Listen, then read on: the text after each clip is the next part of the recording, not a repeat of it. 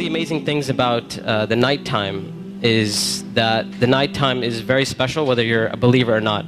One of the things that psychologists often discuss is that nights are usually considered a spiritual time. So they talk about how usually people are more willing to share and they're usually more in touch with their feelings and their emotions at night. And this is why you see when people go out on dates and stuff like that, when do they usually go out? During the day or at night? So people are more likely to be in touch with their spiritual side and their feelings and their emotions. And what Islam does is that it takes advantage of this time. So while other people are busy doing other things, a believer takes that spiritual time and they take that emotional time and they devote it to their Lord. And one of the things that the scholars often talk about is that the night is a testimony of a person's love. So whatever a person loves, you'll see that they'll usually devote their night to that. So if a person's only concern in life is to have fun and party and maximize pleasure, they'll spend their night trying to do that. If a person's concern is their afterlife and their love for Allah, then they'll spend their night in concern about their akhirah. And they'll spend their night devoted to Allah Azza wa Jal. As Allah Azza wa said, وَالَّذِينَ آمَنُوا أَشَدُّ حُبًّا لِلَّهِ. That those who believe, they're stronger in their love for Allah Azza wa Jal.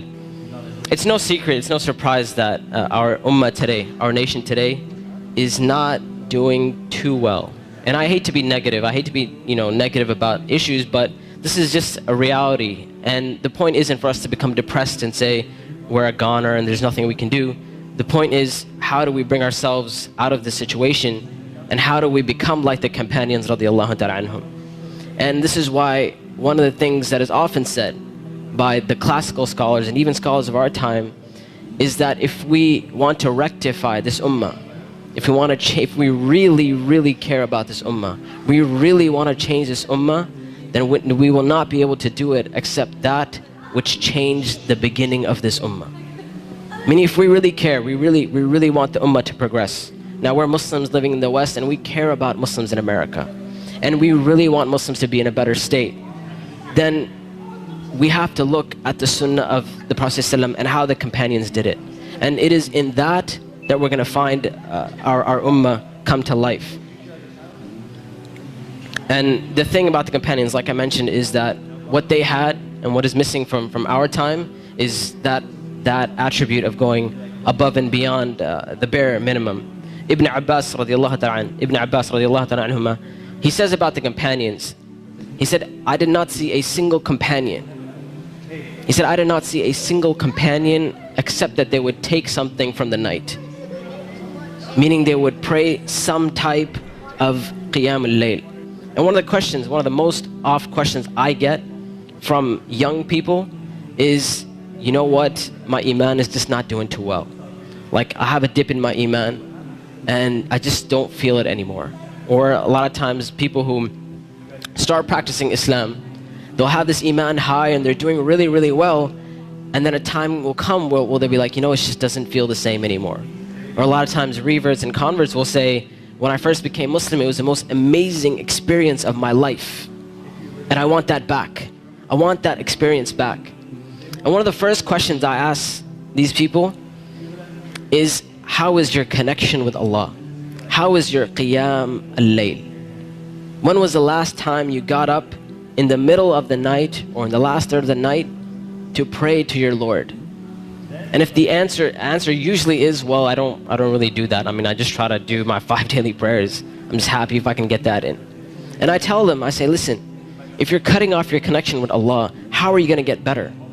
You can't expect your iman to just get fixed all of a sudden on its own. It's not going to happen. You have to take steps for you to become a better Muslim. You have to take steps to reach that level of iman. When it comes to Qiyam al-Layl, one of the advices I often give, and I give this advice because this was the advice given to me by my teachers, is if you want to pray Qiyam al-Layl, all you have to do is just try it.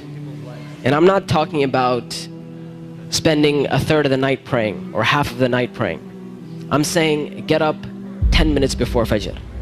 Just 10 minutes before Fajr. And we know the Prophet ﷺ told us that it is the last third of the night where Allah Azza wa Jal comes down to the lowest parts of the heaven and He asks, He says, which one of my servants is seeking my forgiveness that I may forgive them? And which one of my servants is seeking my mercy that I may be merciful for them? Which one of my servants is asking of me that I may give to them? And that third of the night is still there in the last 10 minutes before Fajr. So all I'm saying is wake up 10 minutes before Fajr. Not an hour, not 2 hours before Fajr, 10 minutes before Fajr.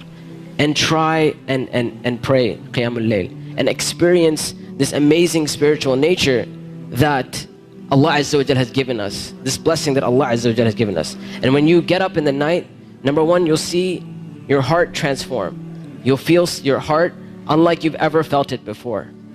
And I know a lot of us, and this is a problem which is very, very common, where we look at Islam and all we see is a bunch of things we have to do. And we're missing that spiritual side of Islam. We're missing that connection with Allah and our Creator. And I tell you that if you're seeking that connection, then get up and pray Qiyamul Layl. You will see your heart transform. You'll see this tranquility and peace that Islam is supposed to be. You know, people talk about Islam. Islam means peace and all that kind of stuff. If you really want to experience that, get up in that last third of the night. Get up for 10 minutes and you will see that peace and tranquility descend upon you.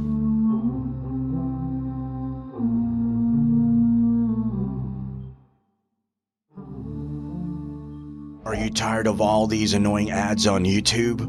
Are you worried that a haram video might pop up? Well, the One Islam TV app is here to solve these problems, inshallah. The One Islam TV app is 100% free of any ads and is safe to browse for your peace of mind. Watch or listen to lectures and lessons while you work, rest, or drive with your device switched off. Watch videos on demand or download videos and watch offline. Watch hundreds of high-quality produced Islamic reminders, Quran learning videos, stories of the prophets, and so much more. 2 to 4 new videos uploaded daily, inshallah. One Islam TV is 100% run and owned by Muslims, which means a small amount you pay for your subscription is a sadaqah jariyah, continuous charity for you as we use the funds raised to continue producing more beneficial videos and reminders. Inshallah. The One Islam TV app is now available on Apple devices, Apple TV, Android devices, Android TV, Amazon Fire TV, and Roku, so you can watch on most devices and smart TVs. Download now for a free 7-day trial. May Allah reward you for supporting our work.